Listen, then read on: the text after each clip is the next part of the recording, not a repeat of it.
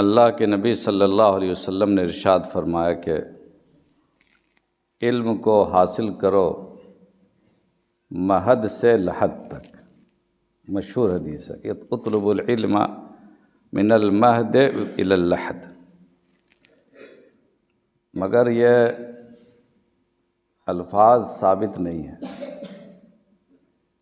صحیح سند کے ساتھ یہ ثابت نہیں ہے، مگر مضمون اس کا صحیح ہے، دوسری روایتوں سے، دوسری آیتوں سے اس کی تصدیق ہوتی ہے۔ ایک روایت میں ہے کہ اللہ کے نبی صلی اللہ علیہ وسلم نے فرمایا کہ دو حریصوں کو کبھی آسودگی نہیں ہوتی، جن میں سے ایک علم کا حریص ہے، یعنی ایسا حریص ہے ساری زندگی اس کو پیاس باقی رہے گی۔ تو ساری زندگی پیاس باقی رہے گا مطلب ہوا کہ ماں کے گود سے لے کر کے قبر میں جانے تک، مفہوم تو وہی ہے، ساری زندگی میں پیدائش سے لے کر موت تک سب شامل ہے، تو مضمون اس کا صحیح ہے۔ ایک اور قرآن کریم کی آیت سے اس کی تائید ہوتی ہے کہ اللہ تعالیٰ فرماتے ہیں قُل رب زدنی علما، آپ کہیے پروردگار میرے علم میں اضافہ فرمائیے۔ تو علم کے اضافے کی دعا اور علم کی زیادتی کی دعا انسان کو ہمیشہ کرنی ہے، چاہے انسان جوان ہو، چاہے بچہ ہو، چاہے بوڑھا ہو۔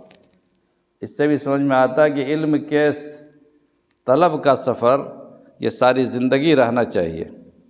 اصل میں یہ اندر کی جو پیاس ہے اور اندر کی جو صلاحیت ہے وہ اللہ تعالیٰ نے ہر انسان کو دیا، کوئی انسان خالی نہیں ہے۔ اللہ تعالیٰ نے جب انسانوں کا نظام بنایا ہے تو تمام صلاحیتوں کے ساتھ حضرت آدم علیہ السلام سے شروع ہوا اور قیامت تک جو آخری انسان پیدا ہوگا، اللہ تعالیٰ ہر انسان کو یکساں انداز میں ہر طرح کی صلاحیتیں پیدا کرتے ہیں۔ تو اندر کی جو طلب ہے اور اندر کی جو خواہش اور پیاس ہے وہ ہر انسان کے اندر موجود ہے۔ اب جو جس کا رخ موڑ دے، علم کی طرف اگر رخ موڑ دو گے تو ساری زندگی علم کی تلاش رہے گی، علم کی پیاس رہے گی۔ اگر تم اس اندر کی پیاس کو مال کے حاصل کرنے کے لیے استعمال کرو گے تو ساری زندگی مال کے لیے پریشان رہو گے، سرگردہ رہو گے۔ جیسی پیاس کے رخ کو موڑو گے ویسے ہی وہ پیاس بن جائے گی۔ یہ استاذ کا کام ہے کہ اس پیاس کے رخ کو کیسے موڑتا ہے اور اس صلاحیت کا کیسا استعمال کرتا ہے۔ طالب علم اس کے سامنے ایک کچے پکے مواد کی شکل میں دیا جاتا ہے،